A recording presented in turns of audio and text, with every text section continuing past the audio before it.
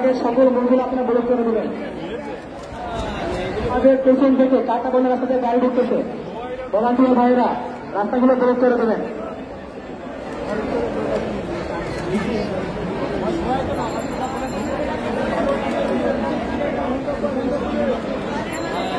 এই মুহূর্তে আমাদের সঙ্গে একটি কবিতা আবৃত্তি নিয়ে আসছেন বঙ্গমাতা হল থেকে জিনিয়া। আজ আমার বোনেরা রাজপথে, আজ আমার ভাইয়েরা রাজপথে, আমরা কেন এখানে একত্রিত হয়েছি?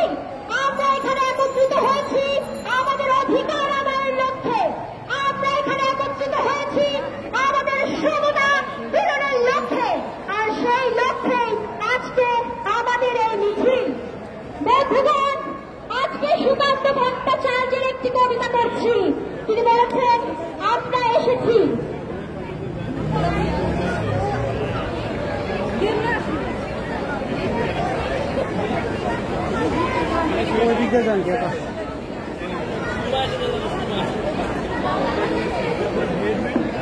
বন্ধুগণ, এই কবিতার মর্মার্থ হয়তো আজকের এই রাজপথে, আজকের এই মিছিলে সুকান্ত ভট্টাচার্যের সেই কবিতা আমরা এসেছি।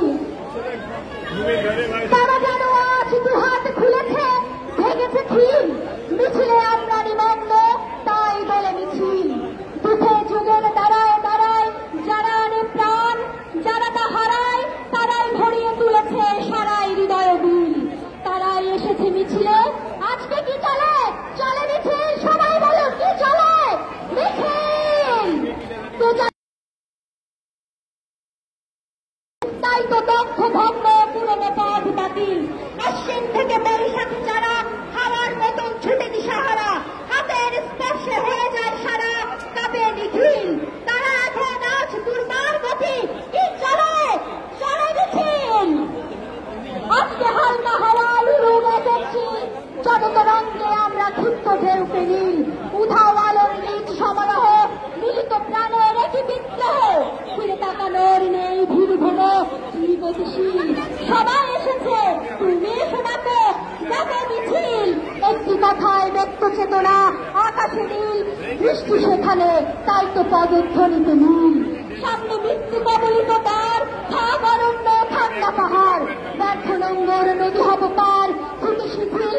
আমরা এসেছি, গর্জে ওঠে, কি গর্জে ওঠে? মিছিল। আমার বলুন, কি গর্জে ওঠে? মিছিল। আমরা কি থাকবো? চলবে, কি চলবে? মিছিল চলবে, আমাদের দাবি আদায় হবে। এই মিছিল চলছে, চলবে।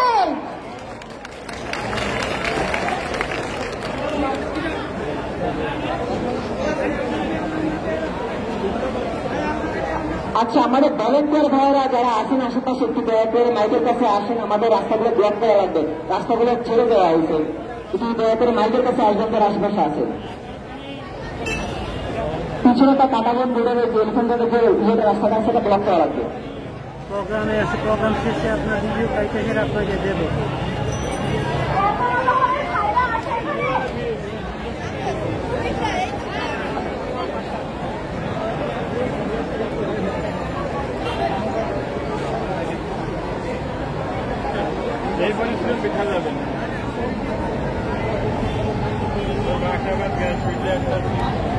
সাংবাদিক ভাইদের দৃষ্টি আকর্ষণ করছি, আমরা যে হাইকোর্টের রায় নিয়ে আপনারা অনেকে জিজ্ঞাসা করছেন এই বিষয়ে। আমরা তো আন্দোলনটি কিন্তু নির্বাহী বিভাগের কাছে। তো এই বিষয়ে আমরা আনুষ্ঠানিকভাবে আজকের কর্মসূচিতেই কিছুক্ষণ পরে, আমরা হয়তো ঘন্টাখানিক পরে আমরা একটা আনুষ্ঠানিক বক্তব্য আমাদের আন্দোলনকারীদের পক্ষ থেকে দিব। এর আগ পর্যন্ত কোনো বক্তব্যকে আপনারা আনুষ্ঠানিকভাবে গ্রহণ করবেন। আর আমাদের যে আন্দোলন সেটা তো আমরা স্পষ্ট করেছি। আজকের যে আন্দোলন, আমাদের যে এক দফাটি, সেটি নির্বাহী বিভাগের কাছে, সেটি সরকারের কাছে। আদালতের রায়ের সাথে আমাদের কিন্তু আজকের আন্দোলনের কোনো সম্পর্ক নেই। তো সাংবাদিক ভাইদের অনুরোধ থাকবে যে আপনারা একটু অপেক্ষা করুন। আমরা ঘন্টাখানিকের মধ্যে আনুষ্ঠানিকভাবে প্রেস ব্রিফিং করে আমরা আমাদের যে অবস্থান, এই রায়ের নিয়ে আমাদের যে প্রতিক্রিয়া, সেই প্রতিক্রিয়াটি জানিয়ে দিব। ধন্যবাদ।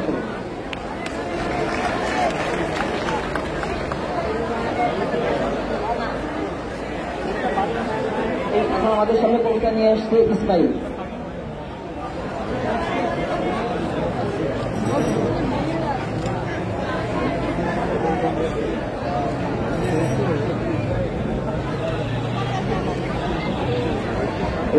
বঙ্গবন্ধুর বাংলায় নাকি বৈষম্য রয়েছে, তার নামে অযোগ্য লোক চাকরি পেয়েছে। আরে বঙ্গবন্ধুর বাংলায় নাকি বৈষম্য রয়েছে, তার নামে অযোগ্য লোক চাকরি পেয়েছে। আমার ভাই একদিন গেলাম পরীক্ষা দিতে, আমি বললাম জরিনা পরিস্থিতি কেমন, বললো ভাই তেমন ভালো না, তবে কোটা রয়েছে অযোগ্য লোক চাকরি পেয়েছে।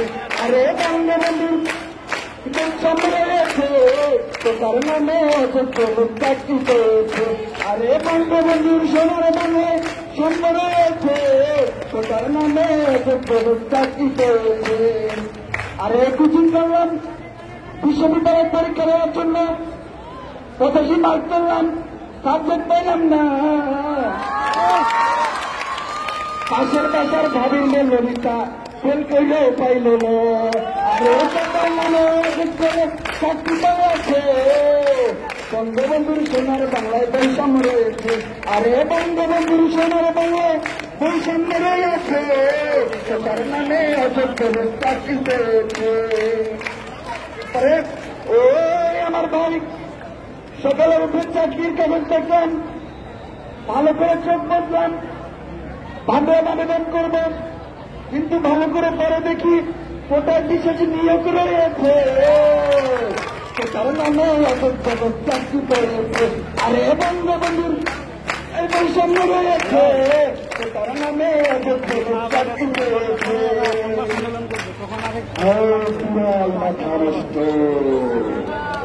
56% কোটা, 56% কোটা, স্টুডেন্ট আজ মাথা হতাম, বেকারত্বের জায়গায় কতজন মারা গিয়েছে, তার নামে অযোগ্য লোক চাকরি পেয়েছে। আরে বঙ্গবন্ধুর সোনার বাংলায় বৈষম্য রয়েছে, তার নামে অযোগ্য লোক চাকরি পেয়েছে। আমার ভাই শুনলাম সংবিধান, সেখানে রয়েছে বিধান, অনাগ্রসরদের জন্য সে বিধান, কিন্তু কোথায় এখন কারা রয়েছে, তার নামে অযোগ্য লোক চাকরি পেয়েছে। আরে বঙ্গবন্ধুর সোনার বাংলায় বৈষম্য রয়েছে, তার নামে অযোগ্য লোক চাকরি পেয়েছে। আমার ভাই পুরাই মাথা নষ্ট, আমার বোন পিলে দিল, আমিও পিলে দিলাম, রিটেনা দিলাম, মেয়েদের জোরে বাইরে বেঁধে গেলাম, বিয়া দেখি মুক্তিযোদ্ধার এক কথা দাঁড়িয়ে রয়েছে, চাকরি পেয়েছে। বঙ্গবন্ধুর সোনার বাংলায় বৈষম্য রয়েছে, তার নামে অযোগ্য লোক চাকরি পেয়েছে। সবাই তার নামে অযোগ্য লোক চাকরি পেয়েছে, তার নামে অযোগ্য লোক চাকরি পেয়েছে।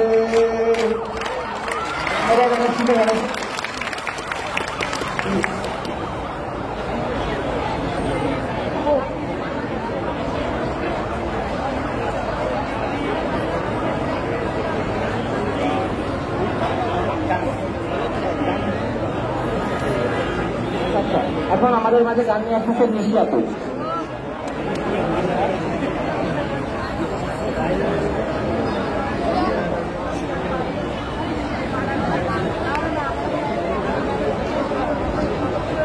নঙ্গুর তোলো তোলো, সময় দে হলো হলো, নঙ্গুর তোলো তোলো, সময় দে হলো হলো, নঙ্গুর তোলো তোলো, নঙ্গুর তোলো তোলো, সময় দে হলো হলো, নঙ্গুর তোলো তোলো, নঙ্গুর তোলো তোলো, সময় দে হলো হলো, তোলো তোলো, সময় যে হলো হলো, খাবার বুকে নৌকা এবার জোয়ার ভাসিয়ে দাও, শক্ত মছির বাঁধনে বাঁধনে বজ্র বাঁধিয়ে দাও, বজ্র বাঁধিও না, বজ্র বাঁধিও না, বজ্র বাঁধিও না, বজ্র বাঁধিও না, সমতি তোমার পেছনের কথা বলো, পেছনের কথা বলো, পেছনের কথা বলো, পেছনের কথা বলো, মঙ্গল তোলো তোলো সময় যে হলো হলো মঙ্গল তোলো মঙ্গল তোলো তোলো সময় যে হলো হলো মঙ্গল তোলো দূর দিগন্তে সূর্য রাতে সবুজ আকাশ সবুজ নয়নে করেছে নয়নে করেছে নয়নে করেছে নয়নে করেছে হৃদয় তোমার আলোর দুয়ার খোলো, আলোর দুয়ার খোলো, আলোর দুয়ার খোলো, আলোর দুয়ার খোলো, মঙ্গল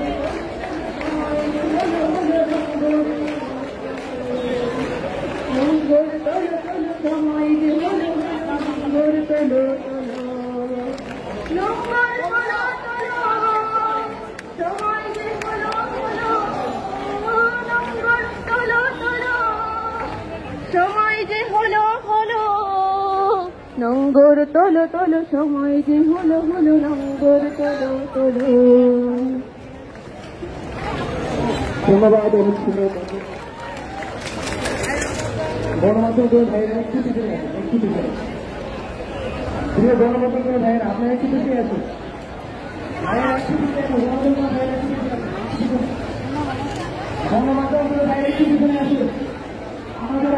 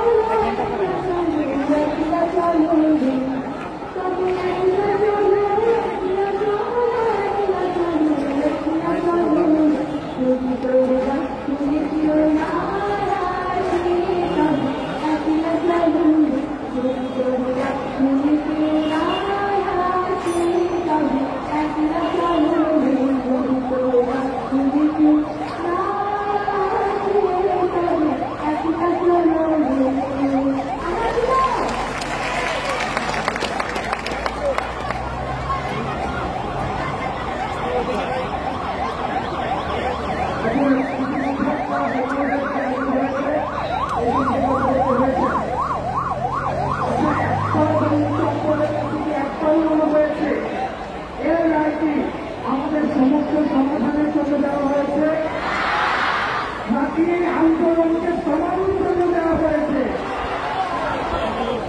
আমরা আশান্ত হয়েছে রায়ে যদি যারা কর্তৃপক্ষ রয়েছে তাদের প্রতি সদিচ্ছ থাকত তাহলে আজকে এই ধরনের 4 সপ্তাহের রায় আনতে দিত না।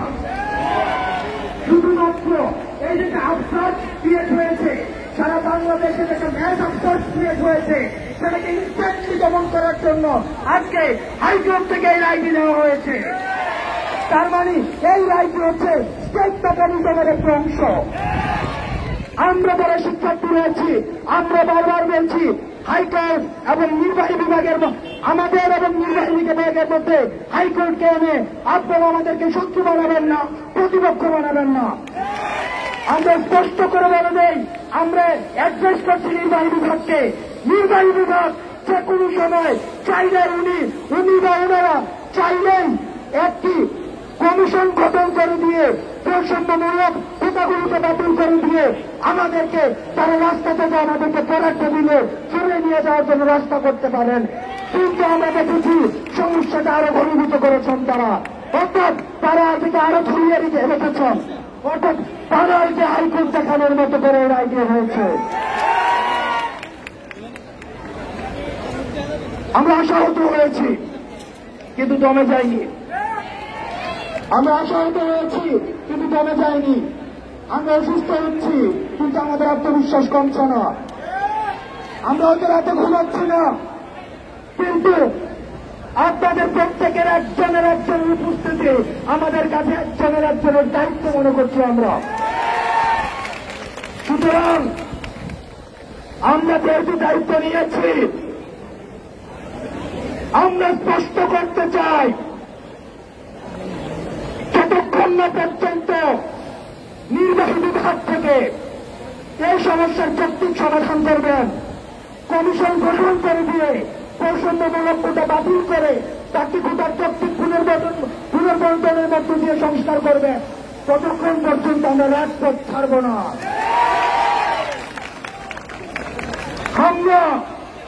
আমরা দমন পীড়নের যে সংস্কৃতি আমাদের দেশে রয়েছে আমরা বিশ্বাস করতে চাই আমাদের প্রশাসনে যারা রয়েছেন, নির্বাহী বিভাগে যারা রয়েছেন, তারা এই গৌরবতী শিক্ষার্থীদের কোন রাজনৈতিক চশমা দিয়ে আমাদেরকে দেখবেন না।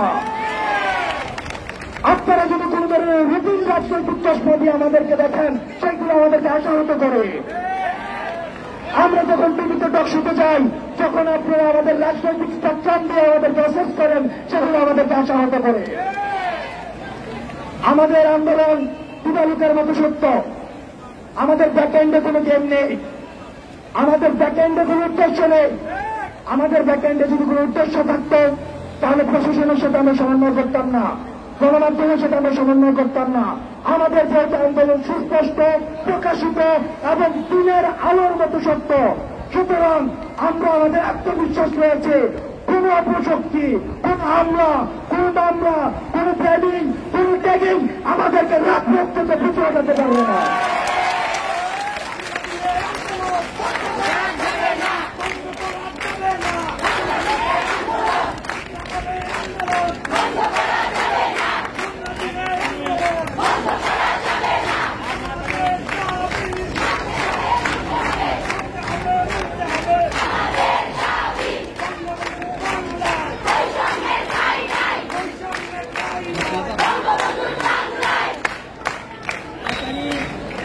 দেখুন আমরা অসুস্থ হচ্ছি,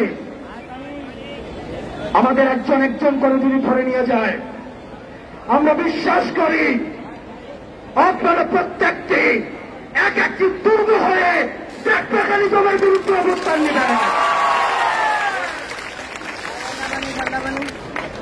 এই আন্দোলনের ব্যারিকেড হচ্ছেন আপনারা, সেই শৃঙ্খলযুক্ত কাটাতারযুক্ত যে ব্যারিকেড রাস্তার মধ্যে দিয়ে রাখা হয় সেগুলো হচ্ছে মেটাফরিক ব্যারিকেড। কিন্তু আমাদের অবজেক্টিভ ব্যারিকেড, যে ব্যারিকেডগুলো আমাদের স্টেট মেকানিজমের বিরুদ্ধে সবসময় সজাগ ছিল, সেগুলো হচ্ছেন আপনারা। আমরা উন্মুক্ত ভাবে দিয়ে আমরা সেই ব্যারিকেডকে দখল করে আমরা নির্বাহী বিভাগ থেকে আমাদের দাবি আদায় করে ফিরব। ও কোটা নামে ভাই, কোটা নামে ভাই, অপস্ন সংগ্রাম, চালাই না রাজপথ, চালাই না রাজপথ, অপস্ন সংগ্রাম, চালাই না রাজপথ, কোটা নামে ভাই, কোটা নামে ভাই, কোটা নামে ভাই, কোটা নামে ভাই, কোটা নামে ভাই। আমরা সতর্ক করতে চাই, এই আন্দোলনের কারণে আমাদের কোন ভাই বোনকে, কোন শিক্ষার্থীকে যদি ভয়ভীতি দেখানো হয়, তার দাঁত ভাঙা জবাব দেওয়া হবে, তার দায়ভার প্রশাসনকে নিতে হবে। তোর পড়াশোনার ক্ষতি হচ্ছে, এর দায়ভার একাডেমিক কম্পেনসেশন দিতে হবে। আমরা স্পষ্টভাবে ঘোষণা করতে চাই, এই আন্দোলনের কারণে যদি কেউ অসুস্থ হয়, কেউ ব্যক্তিগত আক্রোশের শিকার হয়, কেউ দমন, মামলা, হামলার শিকার হতে হয়, তাহলে কিন্তু আরো পরিস্থিতি খারাপ হবে। আমরা সারা বাংলাদেশ আর দাঁত ভাঙা জবাব দিব।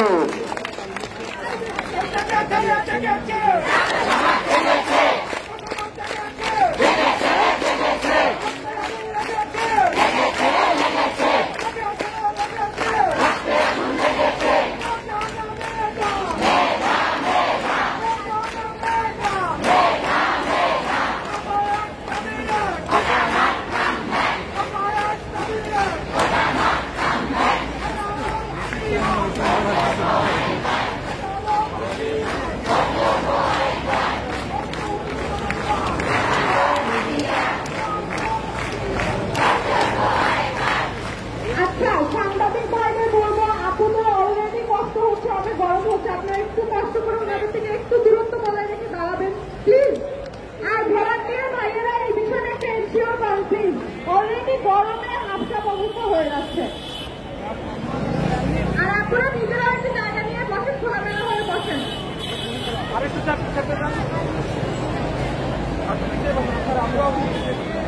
এখন আমাদের মাঝে কবিতা পরিবেশন করবেন সানাউল্লাহ নাই, এখানে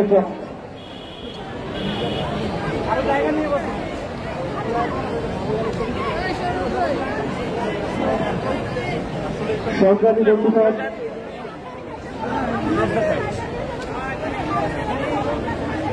এই যে একটু পিছিয়ে না, যাতে আপনারা একটু জায়গা নিয়ে বসতে পারে। আপনারা যারা দাঁড়িয়ে আছেন আশেপাশে একটু পিছিয়ে যাবেন, যাতে একটু পিছিয়ে গেলে আপনারা নিজেদের মধ্যে জায়গা নিয়ে বসতে পারবে।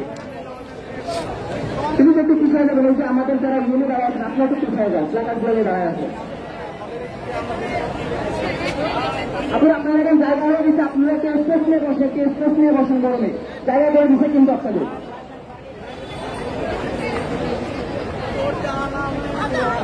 শাহবাগে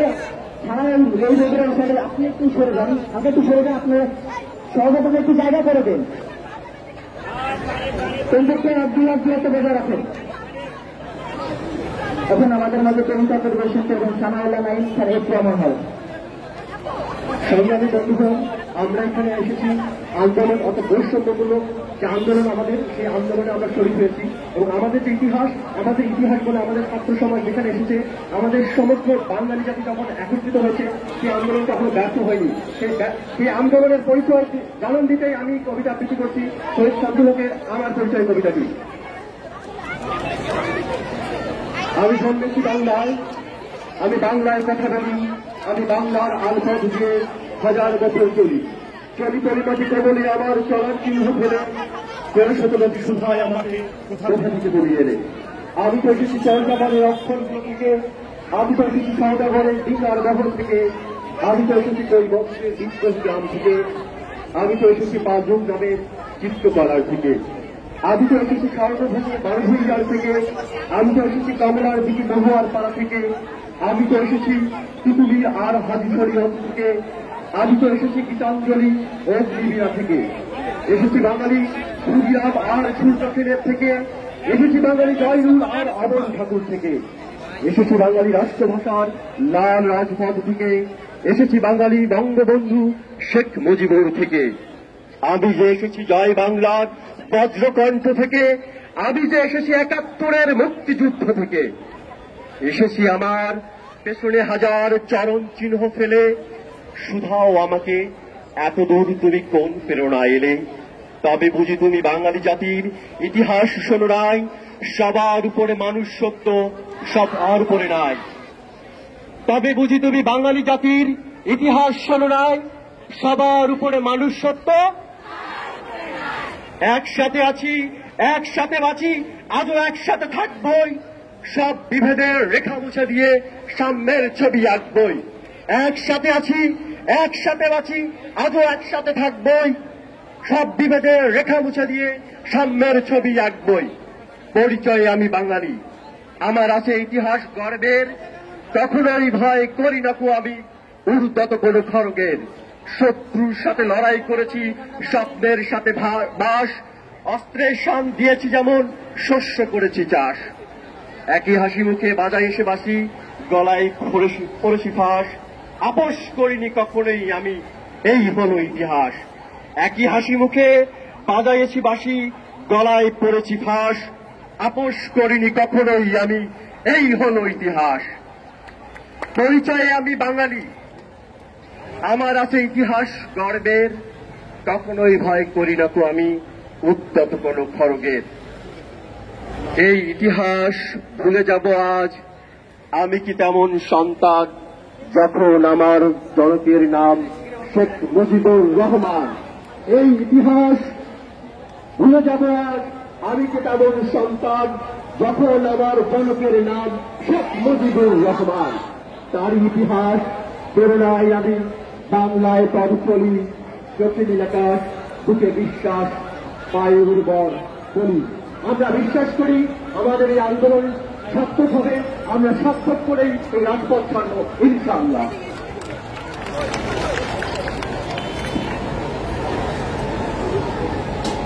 আচ্ছা আপনারা তো ধৈর্য হারাবেন না, দেখতেছি আপনারা সবাই উঠে যাচ্ছেন, কিন্তু আমাদের কোনো গাড়ি চলবে না। ভলেন্টিয়ার ভাবে দৃষ্টি আকর্ষণ করছি, কোনো গাড়ি চলবে না। আপনারা এই জিনিসটা শেয়ার করুন না, আর আপনারা ধৈর্য হারাবেন না। আজকে আমরা সারা সকাল সন্ধ্যা ব্লকেট পালন করবো, দয়া করে আপনাকে উঠে চলে যাবেন না।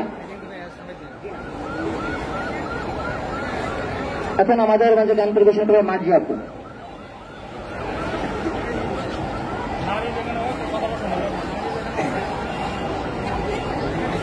আশা করবো সবাই আমার সাথে এই গানে যুক্ত হবেন। মা গো ভাবনা কেন, আমরা তোমার শান্তি প্রিয় শান্ত ছেলে, তবু শত্রু এলে অস্ত্র হাতে ধরতে জানি। তোমার ভয় নেই মায়, আমরা প্রতিবাদ করতে জানি। মা গো ভাবনা কেন, আমরা তোমার শান্তি প্রিয় শান্ত ছেলে, তবু শত্রু এলে অস্ত্র হাতে ধরতে জানি।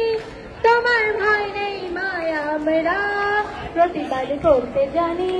তোমার ভয় নেই মায়, আমরা প্রতিবাদ করতে জানি।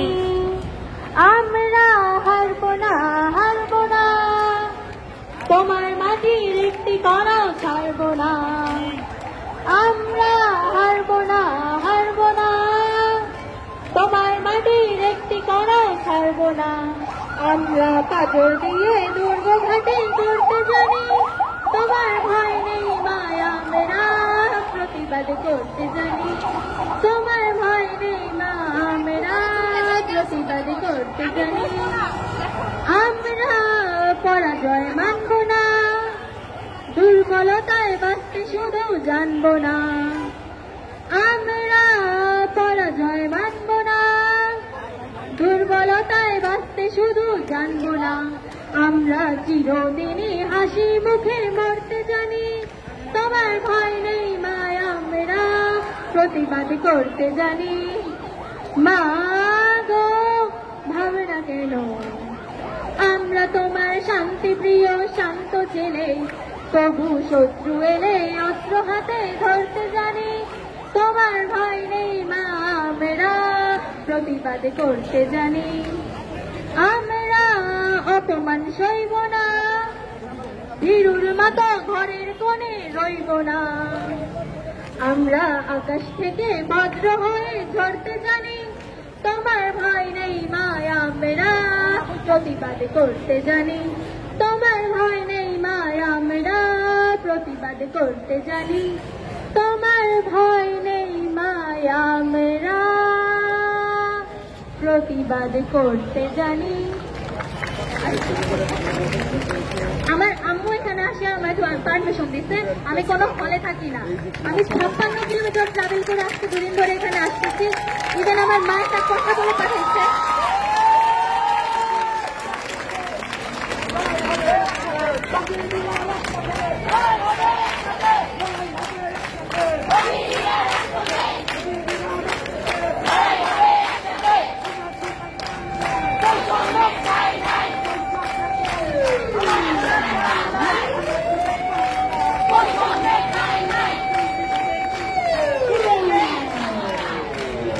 আমার আম্মু পাঠানোর সময় একটা কথা বলে পাঠাইছিল যে যৌবন যার যুদ্ধে যাওয়ার সময় তাই, তোমরা কেউ ঘরে বসে না, আমাদের যুদ্ধে যাওয়ার সময়, তোমরা আসো, যারা এখনো ঘরে আসো নিজের বাবা মাকে বোঝাও, এটা আমাদের ভবিষ্যতের জন্য, অন্য কারোর জন্য না। সবাইকে আহ্বান জানিয়ে আজকের মতো আমার এই বক্তব্য শেষ করছি।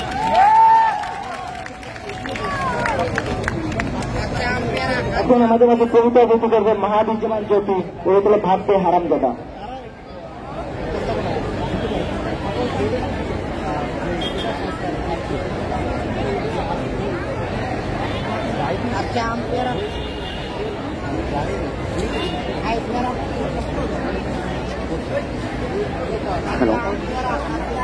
এখন আমি আবৃত্তি করছি রফিক আজাদের একটি কবিতা, ভাবতে হারাম জাদা।